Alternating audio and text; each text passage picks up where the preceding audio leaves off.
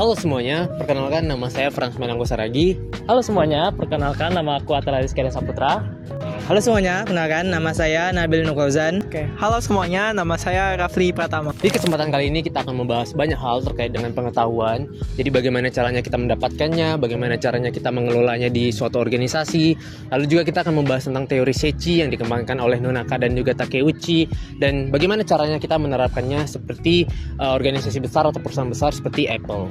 Nah teman-teman, pada tahun 1995, Nonaka dan Takeuchi itu merilis sebuah model, namanya itu Seichi model, dalam buku mereka yaitu judulnya Knowledge Creating Company.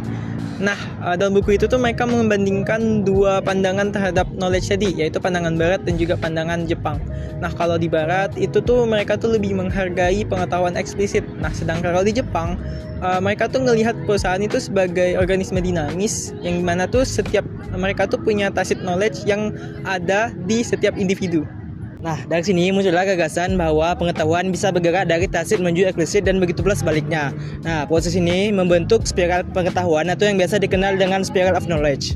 Nah, Seichi ini terbagi menjadi 4 tahap utama konversi pengetahuan. Yang pertama ada socialization, yaitu berbagi pengalaman secara langsung. Yang kedua ada externalization, yaitu menuangkan ide ke dalam dokumen ataupun model. Nah, yang ketiga ada combination, yaitu mengintegrasikan dokumen agar lebih sistematis. Nah, yang keempat, yang terakhir itu adalah internalization, yaitu mempelajari dokumen agar bisa diterapkan dalam pekerjaan dunia nyata.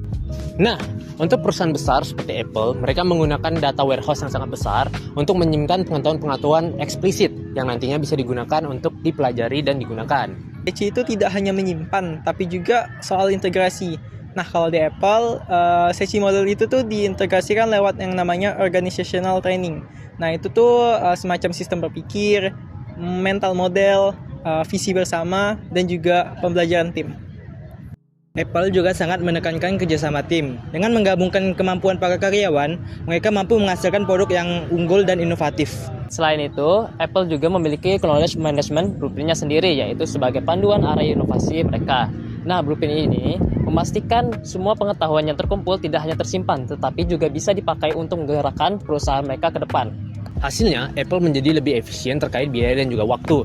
Dan juga mereka bisa mengikuti perkembangan pasar. Dan lebih dari itu, produktivitas mereka menjadi lebih meningkat.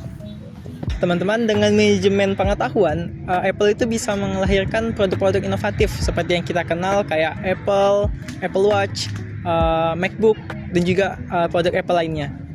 Tapi, evaluasi menunjukkan Apple masih perlu memperkuat strategi hybrid, yaitu cost leadership dan diferensiasi, serta meningkatkan aliansi strategis. Nah, selain itu, Apple juga harus memiliki hubungan yang erat dengan pemerintah dan lembaga pendidikan agar ekosistem pengetahuan mereka menjadi lebih kokoh.